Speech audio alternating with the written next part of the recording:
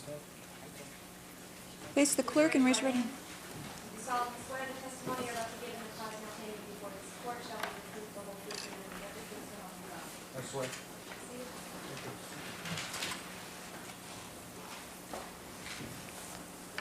State and spell your name for the record. My name is Stephen Schwab, S-T-E-V-E-N-S-C-H-W-A-B. You may inquire.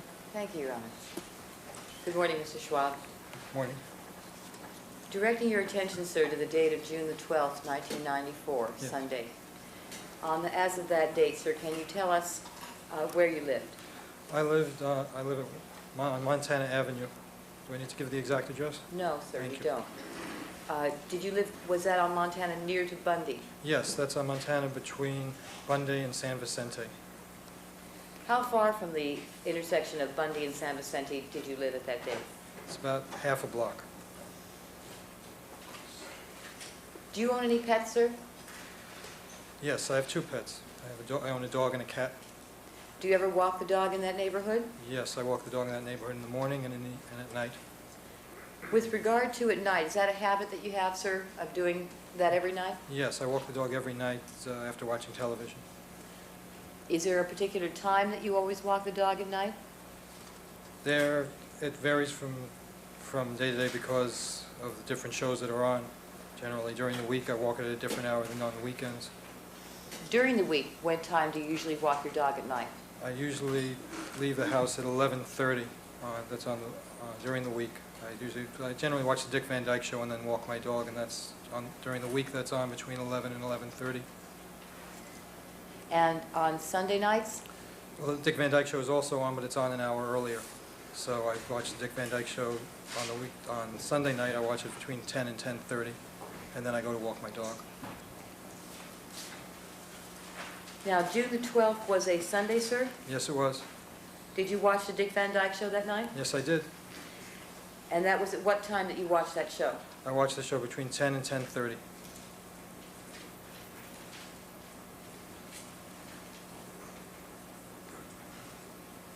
Did you watch the entire show, sir? Yes, I did. And what time did that show end? That ends just prior to 10:30. Did you walk the dog that night after you watched the show? Yes, as soon as the show was over, I got my dog, put her leash on, and took her for a walk. So on the night of June the 12th, that Sunday night, about what time did you leave your apartment to walk your dog? Shortly after 10:30, between 10:30 and 10:35, much closer to 10:30. Can you tell us what route you took when you walked her? Yes, I walked down Montana, and I continued along Montana. I crossed the street at the intersection of Montana and Bundy, and continued along Montana until I got to a street called Gretna Green. At Gretna Green, I made a left and walked up one block, made a right on a street called Gorham. I then walked down one block, made a left on Amherst, walked up one block to Amherst and Dorothy, made a left at Amherst and Dorothy, and continued along Dorothy until I came to Bundy. Now, if you can tell us, you walked along Montana past Bundy and you Yes. went left on Gretna Green? Yes. How long did it take you to get to Gretna Green? Well, I looked at my watch when I turned to go down Gretna Green, and that was 10:37. I remember that my dog had taken care of its business, and I was deciding whether to return home or to continue walking. And it was a nice night, so I decided to continue walking. So what time was it about when you got to Gretna Green? 10:37. 10:37, you know that exactly? Well, between 10:35 and 10:40. Obviously, it's not exact because I don't have a digital watch, but it was between 10:35 and 10:40. Were you wearing a watch at all? Yes, I was wearing a watch. A regular watch, not the digital kind? Not the digital. In fact, I'm wearing it now. It's a regular watch. Can you show us what kind of watch that is? Sure. It's a regular watch. It doesn't have numbers on the face. It's not a digital watch. For the record, the witness is indicating a watch that has dots where the hours would be, All right. an analog watch.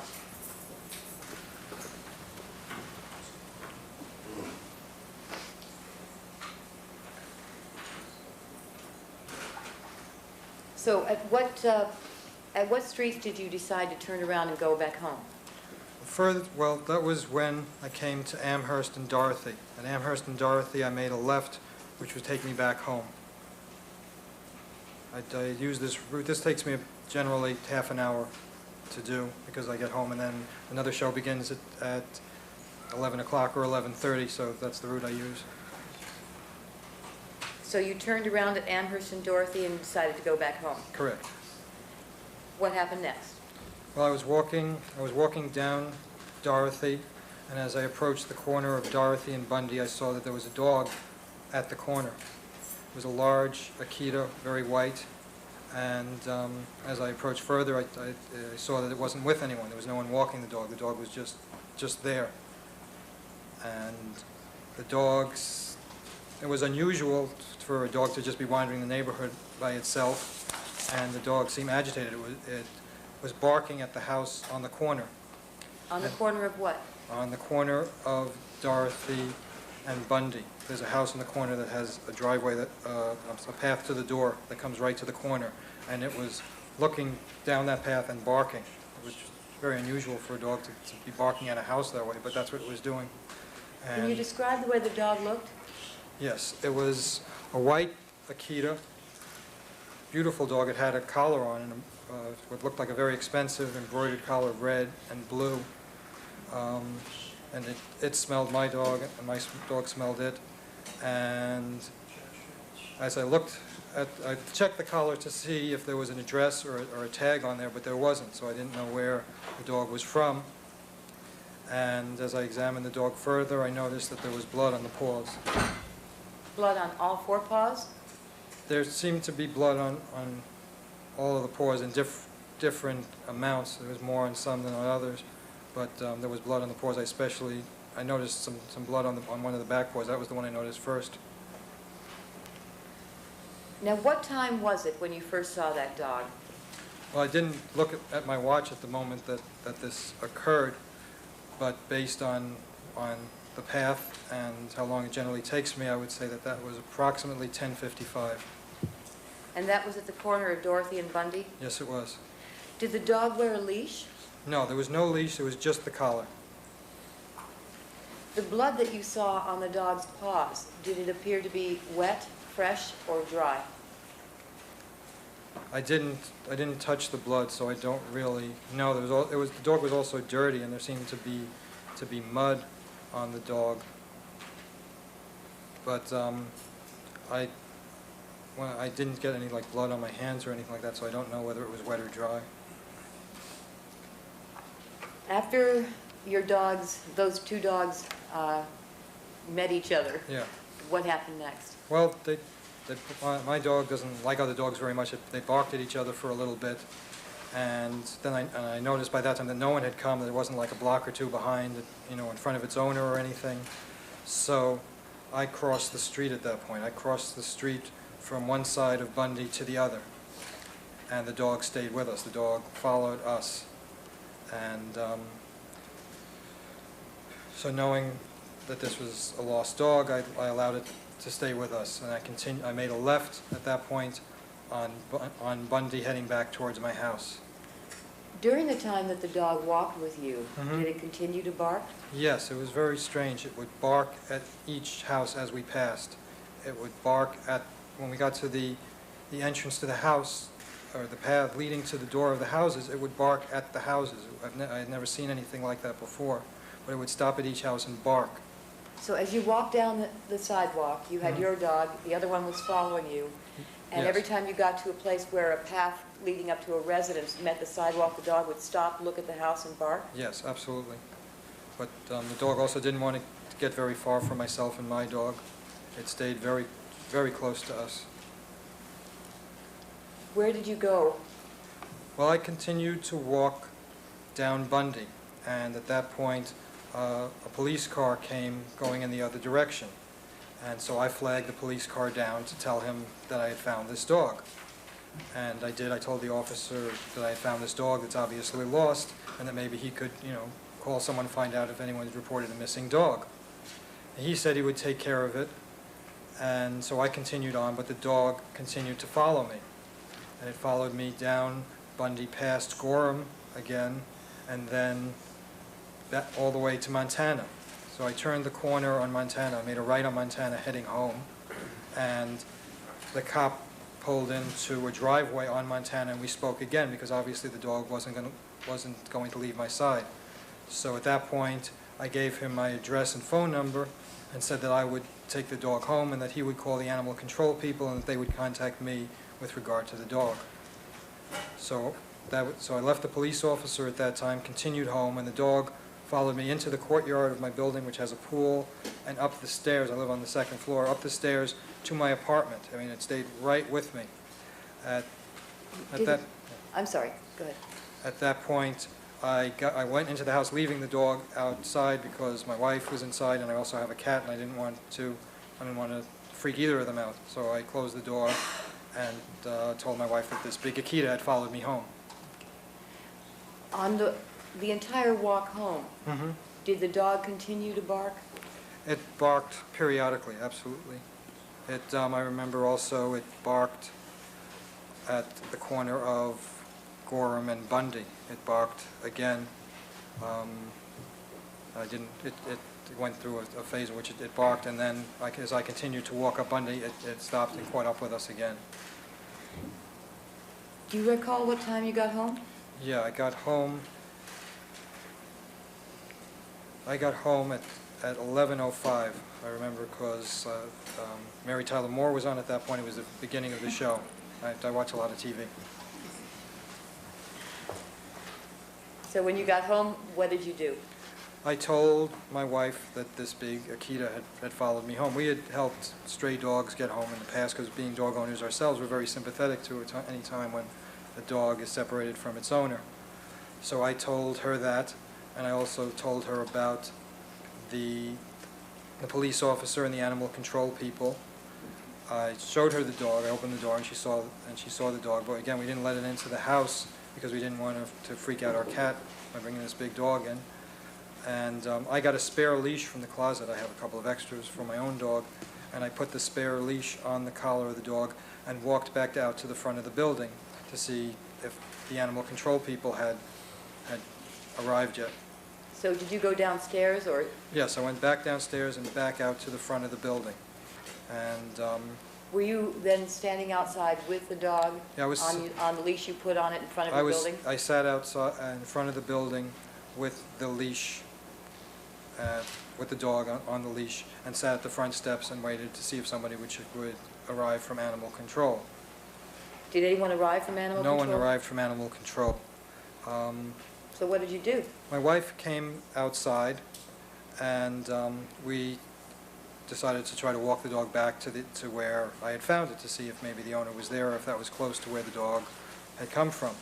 And I tried to walk the dog up Montana towards Bundy, but the dog didn't want to go. So when the dog pulled back in the other direction, I noticed at that point that the dog was very dehydrated. It was panting. So I decided to bring the dog back to our courtyard and give it some water because it obviously needed water. So when you tried to walk it back towards the location of Bundy, it pulled back away It pulled back away from the corner of Bundy and Montana. It pulled back on Montana back towards where I live. So at that point you took it back and gave it water? Yes, I brought the dog back to the courtyard. I left my wife with the dog and went upstairs and got my own dog's bowl, filled it with water, brought it back downstairs, and gave the dog water. It drank quite a bit of water, and that seemed to settle it down quite a bit. Now you said the dog seemed to be dehydrated. Yeah. What about the dog made you think that? It was panting. It was panting continuously. Was it hot that night? It wasn't especially hot that night. It was a nice night. Would I you say think- it was a cool night? Generally speaking, I'd say it was a cool night. But the dog was panting. The dog was panting, and my wife was there. Why won't it go? Why won't it go where you're taking it? And I said, I don't know, but I can see that the dog is dehydrated. I think the best thing to do at this point would be to give it some water, because again, I didn't know at that point how long the dog had been lost. It could have been weeks for all I know that the dog was wandering and just happened to arrive in this neighborhood. So I decided to bring it back to my apartment and give it some water. When you first saw the dog and when you were walking with the dog on the street, was it well lit where you saw the dog? No, it was not well lit. It's a very dark corner. When you brought the dog back home, and you were downstairs with the dog, was there more light? Yeah, there was more light. Were you able to observe the dog then more closely, to look at its body, its legs? I saw the dog more closely at that point. And what did you notice, if anything, more about the dog? Well, I noticed again that it was dirty and that there was blood on the paws. Did you notice? At that point, I would say that the blood was dried. Did you notice whether there was any blood on the legs of the dog? There was the underside of the dog was dirty, and again, I noticed the blood on the paws, but I didn't think that much about it. My dog has come home with a bloody paw sometimes from stepping on glass or a fight with another dog, so I didn't think that much about that, especially being that it was a lost dog. I had no idea what it had been through at that point. So the blood on the paws didn't strike you as something to worry about because you thought it might have stepped on glass? Yeah, except that I noticed that the dog wasn't hurt in any way. Despite that, there was no injury that I could see to the dog. The dog wasn't cut on the paws, but I didn't think much more about it, again, because it could have happened much earlier.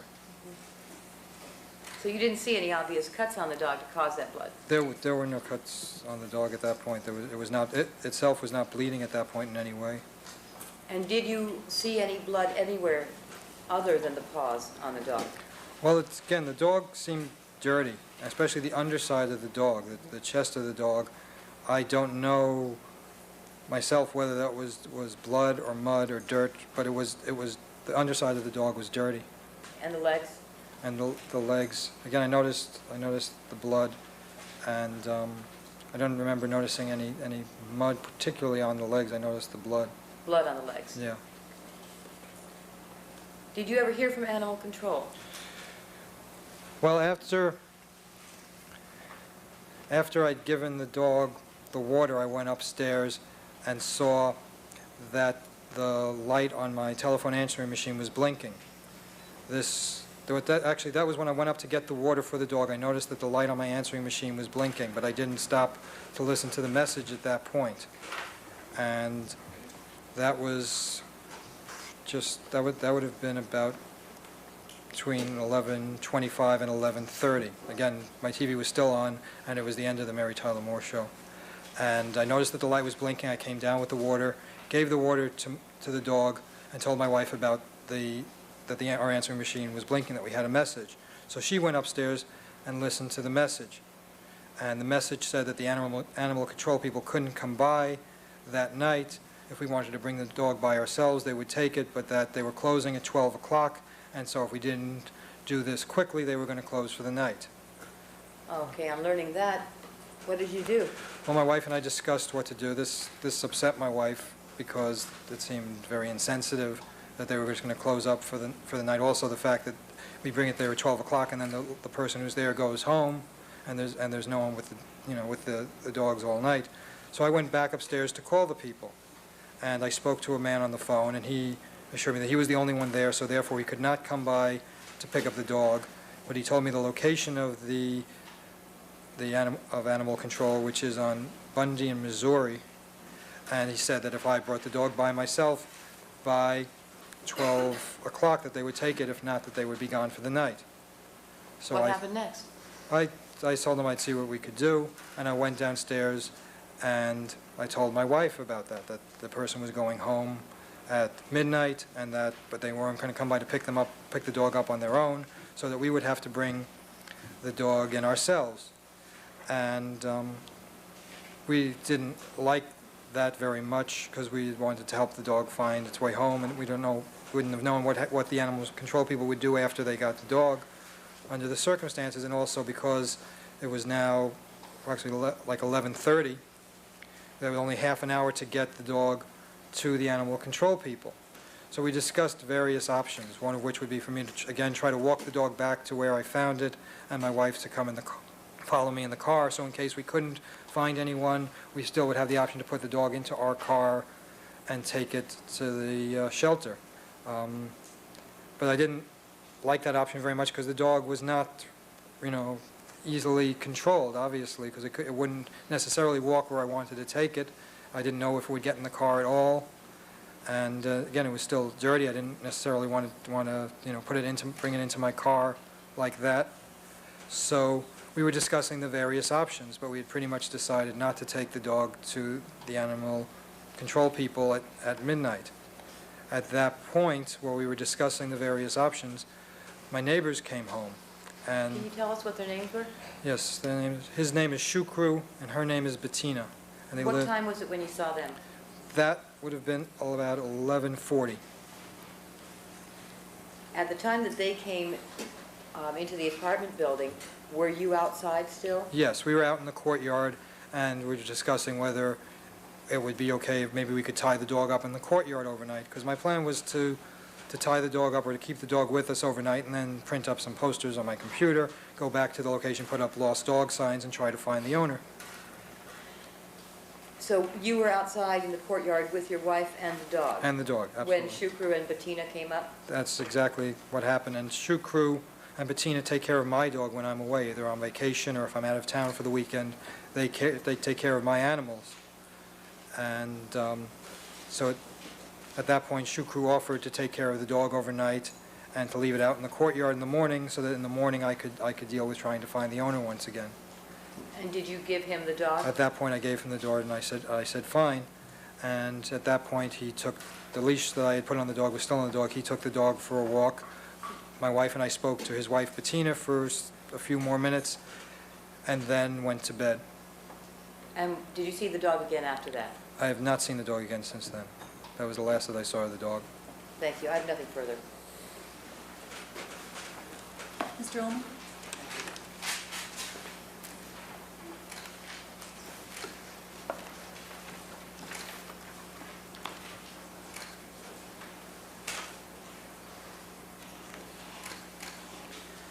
Now, Mr. Schwab, when you first encountered the Akita, Yes. was it standing in one place, barking at one house? It was standing.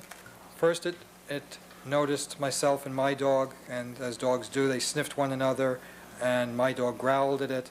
And then the dog turned and looked up that path leading to the corner house and started barking at the house. Okay. Was the dog ever running from house to house? I didn't know. The dog, while I was with the dog, didn't run, but walked, again, trying very hard to stay very close to myself and my dog, but stopping at each individual house and barking.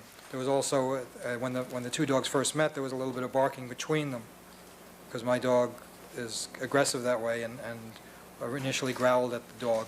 I see. So the dog was simply standing in one place, barking when you first encountered It was not barking when I first encountered it. It was simply standing at the corner. And I approached it with my dog. The dogs smelled each other, growled and barked a little bit between them. Then the dog, while I was still standing there, turned to look down this path and barked at the house. I understand. And then the dog began to follow you? Yeah, I waited at the corner for a few minutes to see if an owner would show up. Maybe the owner was a block or so behind the dog, but no one came. So I crossed the street from one side of Bundy to the other to see what the dog would do. Maybe the dog would turn around and go in the direction of its home, and I could then follow the dog back to where it came from. But the dog didn't do that. The dog followed myself and my dog across the street. Okay. Now, is Bundy a busy street at that time of night? Not especially busy, no. Not at that hour. During the day, it's somewhat busy, but at night, it's a quiet neighborhood at night. Did you see any cars coming by? I saw the police car that I mentioned that I flagged down. I did not recall seeing other cars. I'm not saying that there were no other cars that passed that night, but I don't, recall definitely, I saw a particular car. Okay. Now, with respect to this police car, what direction was it going? The police car,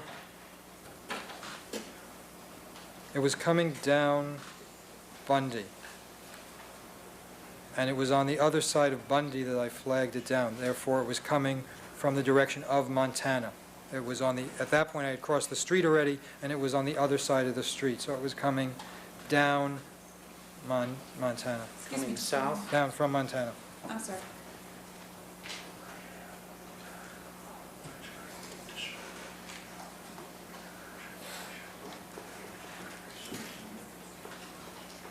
I'm going to have to interrupt for just a few minutes.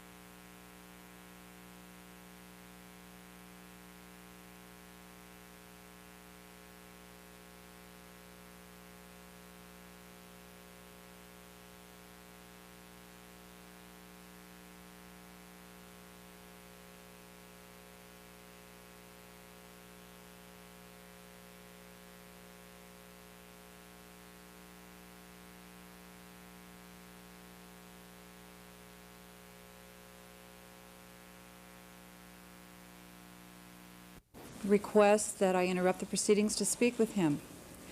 And for the purpose of making this announcement, there was a court order that was made by the Superior Court, and I'm going to read it to you as follows.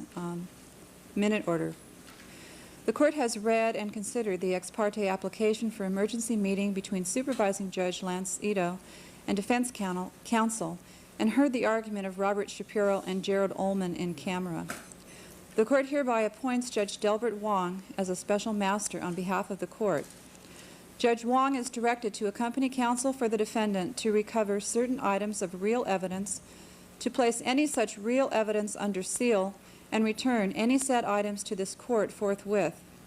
The clerk of the court is directed to take the items submitted by Judge Wong into the custody of the court, pending further order of this court. The case file shall be sealed pending further order of this court. It was the determination that the Superior Court, in essence, didn't really have the jurisdiction to handle this particular matter, since this case was not in the Superior Court, it's here in the Municipal Court. Nonetheless, Judge Delbert Wong was appointed as the special master, and as the special master, he did recover apparently some items of evidence related to this matter. They are in the envelope, whatever it is in the envelope here that I'm holding in my hand. At this time, I'm going to deliver this to the clerk, and the clerk of the court will maintain the possession and control of this until the appropriate time in these proceedings, when that envelope will be opened and we'll be able to determine what in fact is inside it. I do not know what is in the envelope. I do know, however, that Judge Wong does have a report, a written report of some kind, in addition to whatever physical evidence is in that envelope therein, and we will examine that in due course. At this point in time, I suggest that we continue with the examination of the witness. This is the first I've learned of this because it was an ex parte application. Is the court aware of where the evidence originated from? I do not know anything about it. And does the court have any inclination to indicate at what point we'll be able to view that evidence? I would think that that item of evidence could be opened as a part of the court record and the proceedings in this matter. I think that we should at least conclude the testimony of the witness that we have on the stand at this point before we would do that. Thank you very much, Ellen. Mr. Schwab, we were discussing the police car that you encountered on Bundy. Yes. Just so we have our bearings, Bundy runs north and south, doesn't it? Yes, that's basically correct. All right. And at this time, you were walking north on Bundy, going from Dorothy up to Montana? That's correct. Okay. And are you familiar now with where the scene of the homicide was at 875 South Bundy? Yes. All right, that's between Dorothy and Montana, isn't it correct? That's between Dorothy and Gorham. Dorothy and Gorham. And Gorham is between Dorothy and Montana. That's correct. So you would have walked right past it on the opposite side of the street? I was on the opposite side of the street at that point. As I said, the dog crossed the street with myself and my dog, so at that point I was on the opposite side of the street. All right. And do you recall approximately where you were when you first saw the police car? That was before Gorham, so that was between Dorothy and Gorham that I first saw the police officer and called out to him.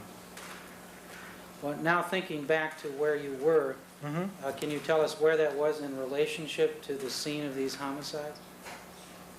Well, I don't know the exact scene of the homicide, not having really been there or seen anything connected with that. So I don't know the exact spot or anything like that. I know I was on the other side of the street.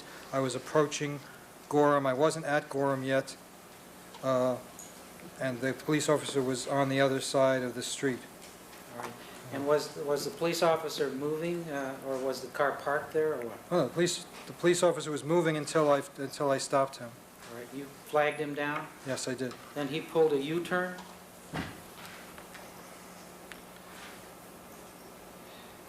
I spoke to him from that other side of Bundy.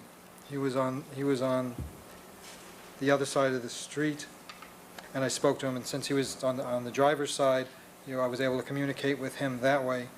I assumed that he made a U-turn because he ended up following me and the dog to Montana. But so I assume that that's what happened. So the U-turn then would have been after you spoke to him. Initially, you spoke to him while he was just stopped in the middle of the street. Initially, I spoke to him again. I don't know whether he made a U-turn, if he pulled into a driveway, or what. But you spoke to him, and then he turned and proceeded in the Yes, opposite direction. I continued. I actually crossed the street again. Bundy winds around, and I continued in a straight line back to Montana and Bundy. Okay. And this was a normal black and white patrol car? Yes, LAPD? yes, Was the officer in uniform? yes, And was a male officer? yes, it was. And you don't remember his name, do you? I never found out his name. He was a young black officer. I don't know his name. All right. The officer at some point told you that he would contact animal control? Yes, at that point he told me that he would contact animal control. So I assumed that he would then follow the dog and see where the dog led, and if necessary, take the dog. But as I said, the dog continued to follow us. It wouldn't leave my side at that point. Did he take your name? Not at that point. Initially, he didn't. After, again, I guess ended up being kind of a procession with myself and my dog, followed by the Akita, and then followed by the officer. And this led all the way back to Bundy in Montana. I turned right on Montana to head home, and with the dog still following me, he pulled into a driveway near my house, and we spoke again. And at that time, I gave him my address, my name, address, and phone number, and we agreed that I would continue to hold on to the dog, since that seemed to be what the dog wanted to do, and he would take care of contacting animal control. Excellent. Did he observe the dog at that point? I don't know. Did you make any mention to him of the blood on the dog's legs or paws? I just mentioned that the dog appeared to be lost. I did not make any mention of blood or anything like that at that time. Now, you indicate you got home then about 11:05? That's correct. Had the dog, the Akita dog, stopped barking by that time? Yeah, the dog seemed to have calmed down considerably by that time. Again, it followed me right up the stairs, right to my front door. All right. And then you indicated at what time, about 11:30, 11:40, you turned the dog over to your neighbor, Shukru? That's correct. Yeah, it was around 11:40. 11:40? All right. Yeah, around 11. That's approximately the time, as best as I can recall. Now, you indicated Mr. Shukru at that point. Shukru's his first name. What is his last name? I don't know his last name. Okay, we'll refer to him as Shukru then. Did he leave immediately to take the dog for a walk? Not immediately, because we discussed what to do. He was concerned about going to work the next day and what to do about the dog. And so we discussed the various options, because we still could have tried to take the dog back to animal control at that point. But he's a very responsible person, and I knew the dog would be in good hands, so we discussed what to do. And what we decided at that point was that he would hold on to the dog for the night. If I got up early enough in the morning, I would get the dog from him before he left for work. If he didn't, he would tie the dog up in our courtyard outside that morning, and then therefore that morning I could walk the dog back again and put up posters trying to find the dog's owner. That's what we had agreed at that point. So there was some discussion at that point before I gave him the dog. Did he take the dog then back to his apartment? No, he took the dog for a walk at that point. He left with the dog through our apartment's back entrance. And that was the last I saw of the dog. When he left with the dog through the back entrance, my wife and I continued to talk to his wife, Bettina, for a bit, and then went upstairs to go to bed. All right. So at no time then did he take the dog back to his apartment? I didn't see him go into the apartment at that point. I saw him, again, the last I saw was when he walked off with the dog, and I went to bed. To take the dog for a walk? Yeah. And did his wife go with him? No. At first, he went off by himself, and we spoke to the wife. Now, were you interviewed by the officers of the Los Angeles Police Department about these events shortly after? Well, that morning, at 5 a.m., there was a pounding on my door, and my dog started barking, and I got up still in my underwear and went to the door, and there were two detectives outside, and I inquired what they wanted, and they said that they wanted to talk to me about the dog in connection with a homicide. So I asked them to wait outside, and I got dressed and woke up my wife and explained to her what was going on. All right. And have you seen a statement that they obtained from you? No, I have at that not. time? Could I show that to you? Absolutely. May I approach? Yes.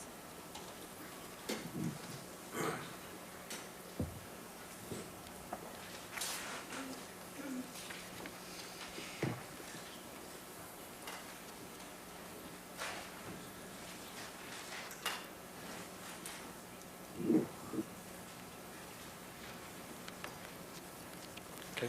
Mr. Schwab, Seen the that. statement indicates that you told the officers you first encountered the Akita dog at 11:15 p.m. Is that correct? Is which correct? Is that what the statement says? The statement says that, yes. All right. Is that what you told the officers? I was trying to remember at that point, and at one point I did mention 11:15. Again, it was 5 a.m. in the morning, and I was very confused at that point as to what time all of this occurred. Unlike here and now, the officer didn't say, well, what time did you leave the house? What time did you get here? What time did you get there?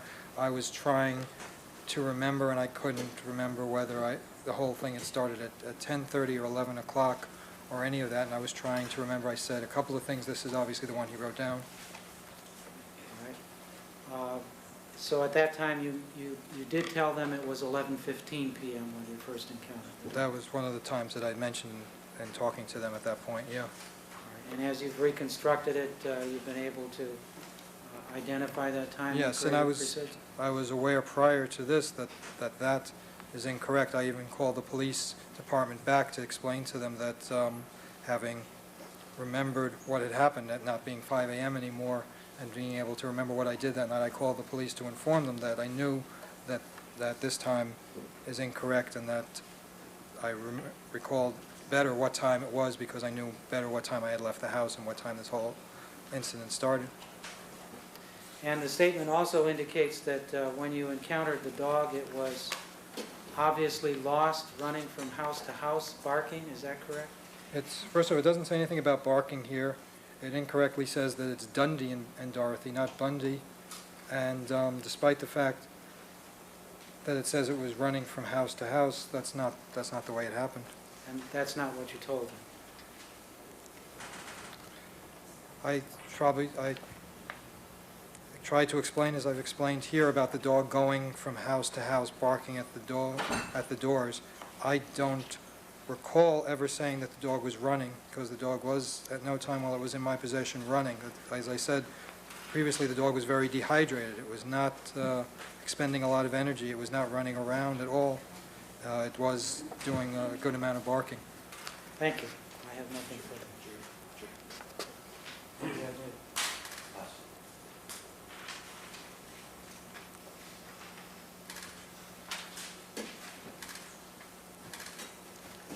One more question. Did any officers come back to prepare a supplemental report after they spoke to you to correct any of these errors? No one spoke to me after that in connection with this at all. I spoke to those two detectives, and the next that I knew about or relative to any of this was when I received my subpoena. A detective came to my apartment to issue me a subpoena. That was the next time that I spoke to anyone in person about any of this from the police department. Thank you. Nothing further. Ms. Clark, do you have any questions on redirect? Very briefly, Your Honor.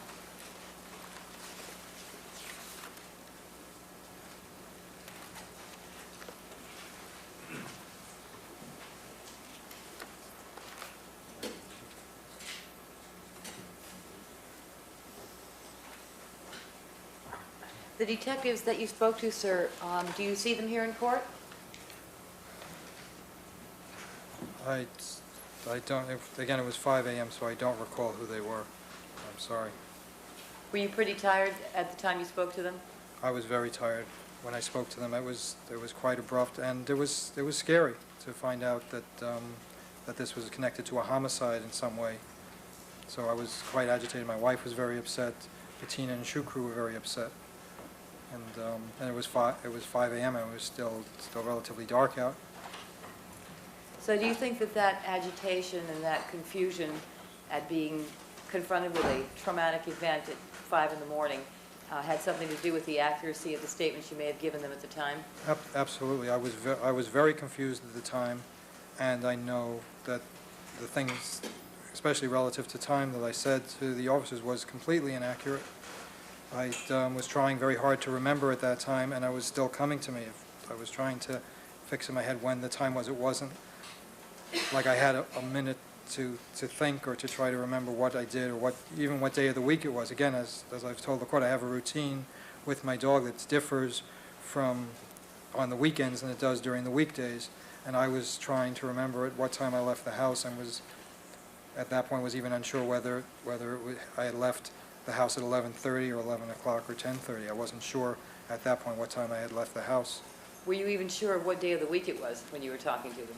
I was not clear at what time or what. Again, having woken up in the middle of the night, I wasn't sure whether it was a weekday or a weekend, especially being, in this case, it was Sunday leading into Monday. So it was a weekday, but the previous night was still the weekend. And you didn't remember that at the time they spoke to you? No. Was this a real lengthy interview you had with them at 5 in the morning, or? It was incredibly brief. Incredibly brief? Yeah, it was again, the biggest thing that I remember was that they said it was connected to a homicide, and at first I was going to have them come into the house, but then I saw that they were there with Bettina and Shukru, and my wife wasn't dressed yet, so then I said, okay, let's go downstairs to the court, the pool area of our building, and discuss it there. And did they speak to you separately? No. Who was with you? My wife was with me, Bettina and Shukru were there, and there were the two detectives. And did they speak to you first, or to Bettina and Shukru first? Well, Bettina and Shoe Crew were already there. They were with the detectives. And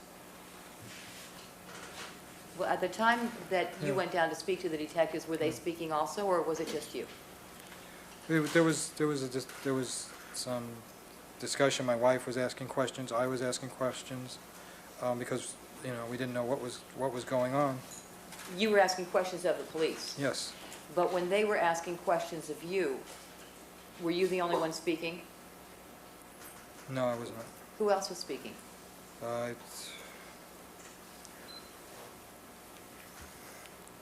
Again, this is difficult for me because it was 5 o'clock in the morning. I just remember that my wife had asked the police officer some questions, and I had started to reconstruct what time it was. And at first I said I started with 11:30, and then my wife said no, you were home by then, and that was correct. And so then I was saying, well, maybe it was 11:15. I wasn't sure. I was still at that point trying to reconstruct what had happened, but then the police officer moved on to other questions or other matters. Okay. It was So very how brief. long- I'm sorry, how long was the conversation you had with the police officers? I would say between 5 and 10 minutes, tops. I have nothing further. Mr. Ullman? Nothing further. Thank you very much, sir. Thank you. I'm going to remind you, please do not discuss your testimony with anyone but the lawyers in this matter until Absolutely. you've been completely excused, but you are free to step down at this Thank you. point.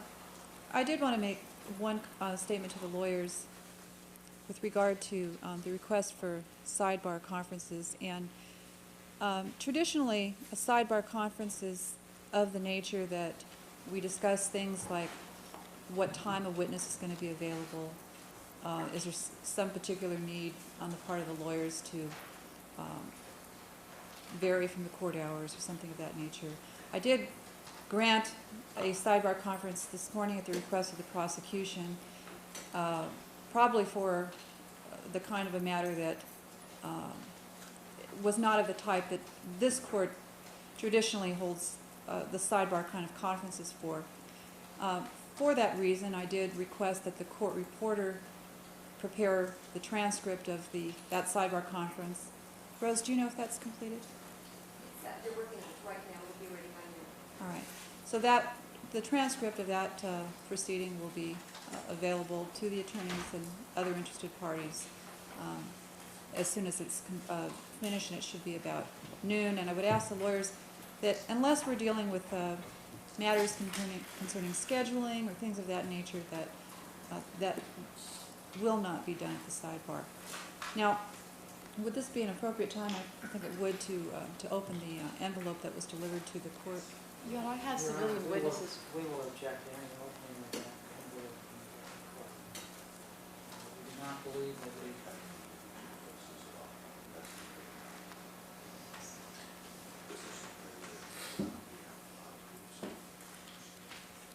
Your Honor, you don't probably need to have conferences at this point concerning that matter. I have civilian witnesses present who are ready to testify. And if we could, I'd appreciate it if we could take their testimony rather than hold them here. Well, that's fine.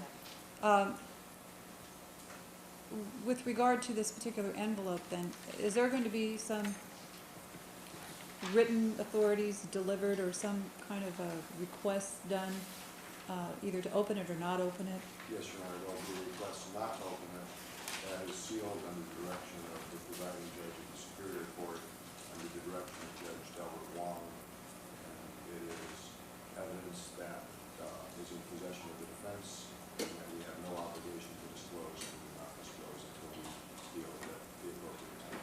All right, well, it was the presiding judge of the Superior Court that directed this court to open that envelope, in fact, on the record. However, the Superior Court really doesn't appear that they actually had jurisdiction over this matter, which is why it was given to us in the first place. However, I will not do anything with that envelope in terms of opening it until such time as appropriate briefs or other information is made available to the court. Your Honor, for the record, Judge Mills was not a party to any of these proceedings. No, I know, it was Judge And Ito. And to the best of my knowledge, since all these matters were under seal, were sealed immediately, Judge Mills does not have any direct knowledge as to what was. I don't know what he knows or what he doesn't know, but I will consider any authorities that you want to offer to the court with regard to what happens to that. I won't do anything but have the clerk maintain it at this That's point. all we want. All right. Your Honor, how are we going to file points and authorities concerning the opening of that envelope when this was obviously evidence submitted by the defense of which we have no knowledge? Judge Ito is apparently the only judge that knows anything about it other than the defense. So basically, the court is saying to the defense to write a brief concerning its objection to the opening of an envelope to which we cannot respond because we do not have any information as to how that envelope came to the possession of the Superior Court, who put the evidence into that envelope, what kind of evidence it is, when it was recovered, how, from where. Well, How can we possibly... all I'm prepared to tell you is that Judge Delbert Wong, who is a retired judge of the Superior Court, acted as a special master in connection with that and recovered whatever that item is.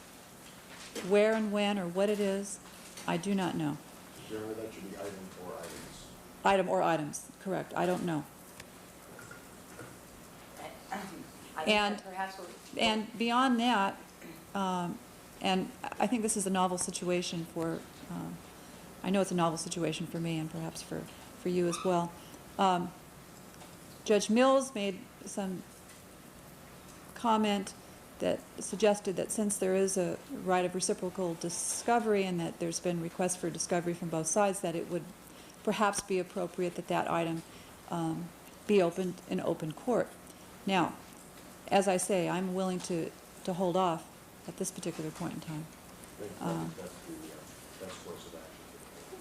But I'm not saying that that is going to remain indefinite in terms of the opening of that envelope. Okay. Call your next witness. Thank you, Your Honor. People call Shukru Bastepi.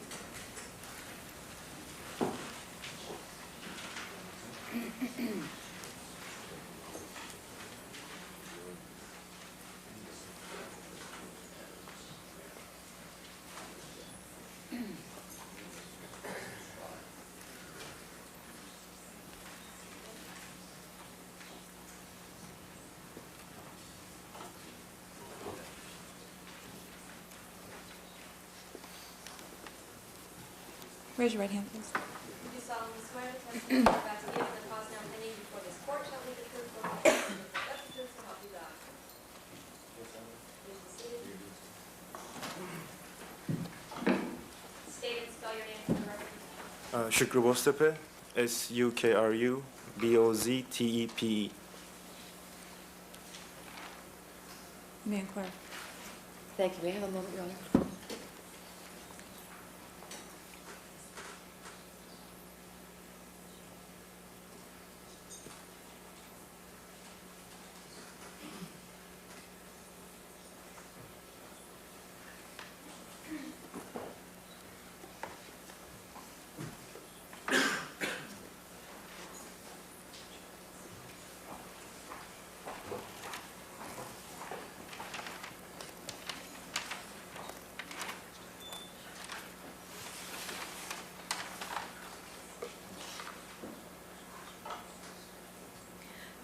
Mr. Bostepi, as of June the 12th, 1994, can you tell us in general where you were living? You don't have to give the exact address. On Montana Avenue between Bundy and Selwyn Center. And how far from the intersection of Bundy and Dorothy was that? 500 or 600 feet.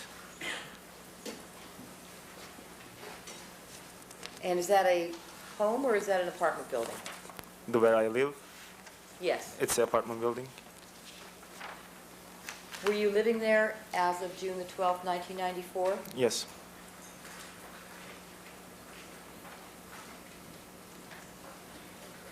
On that night, that was a Sunday night, had you gone out at some point?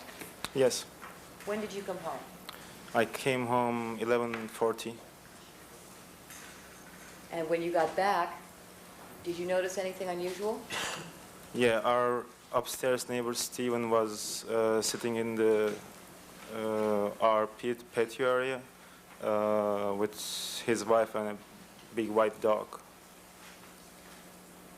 Were you alone that night when you came home? Yes, I did. Yes. Do you have a wife? Yes. Where was she when you came home? She was in our house. So when you got home at about 11:40, you were alone at that time. Yes. Where was it that you saw your neighbor with the big white dog? Just in front of our window, almost. We have a swimming pool, and everybody is looking at the swimming pool, so they were sitting on the chair in front of our window. So that was the pool area. Yeah. Had you ever seen that dog before? No. What was the name of your neighbor who you saw with that dog at about 11:40? Steven. Steve? Steven. Do you know his last name? Schwab, I guess. I don't know how to pronounce it. And who was Stephen with anybody besides the dog?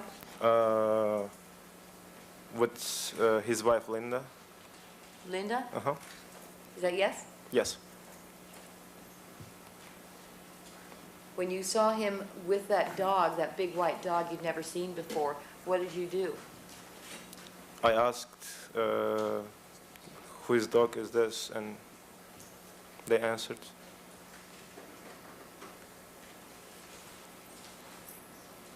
And based on what they told you, what did you do? Can you repeat it, please? Yeah. You asked them whose dog it was. Yeah. And they gave you an answer. Yeah, they said that... You don't have to tell me what they said. Okay. You can just tell me what you did after they told you that. I came into my apartment and woke my wife up to show off the dog. And we started to talk about what should we do about the dog. Should we go to animal shelter or should we keep? What did you decide to do? We decided to keep the dog overnight and then call the animal shelter tomorrow morning and give it to the animal shelter.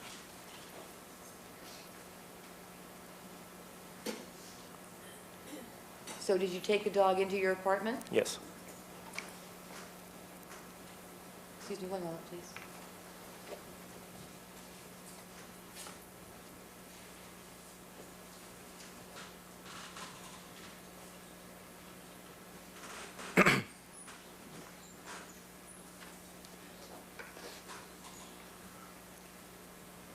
What happened when you took the dog back to your apartment? Dog was so nervous running around in the house, going to the window, going to the door, and we didn't feel comfortable with such a big dog in our apartment overnight, and we decided to take the dog for a walk. How was the dog behaving when it was inside your apartment? Very nervous. And Can you describe what you mean by that?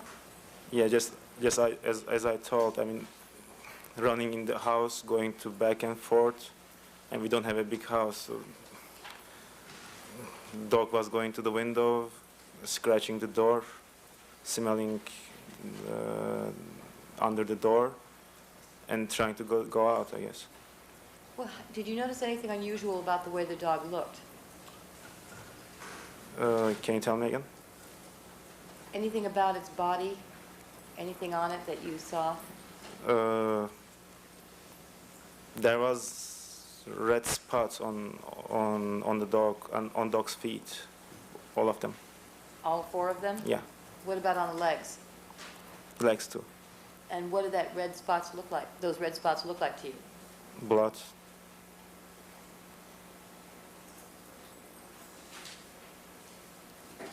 So the dog was acting nervous, and so what did you want to do? We wanted to take the dog for a walk, so maybe we thought that we can find the owner. How did you plan to walk the dog so that you could find the owner?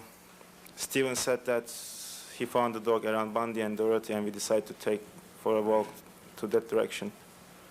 And actually, we just let the dog lead us. So you let the dog lead you? Mm-hmm. Was that yes? Yes, sorry. And was the dog on a leash? Yes. What time was it when you left your apartment with the dog? Very much around 12 o'clock. You mean midnight? Yeah. Did you go alone or did you bring your wife? With my wife.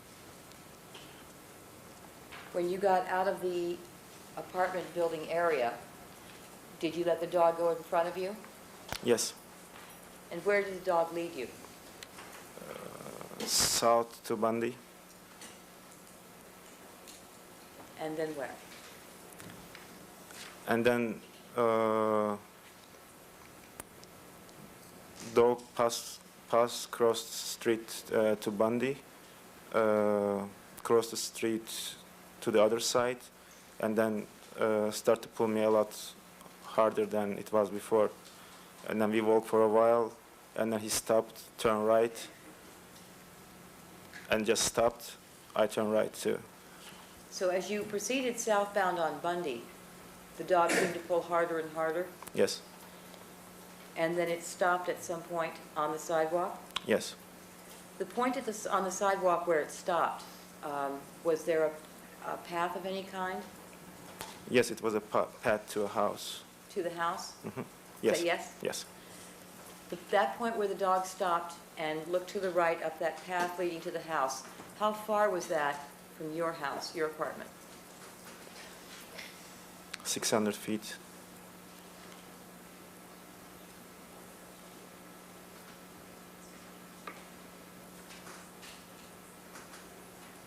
So when the dog stopped at that point on the sidewalk and looked to his right up the path, what did you do? Dog was just in front of me, and I had to stop too. I turned right.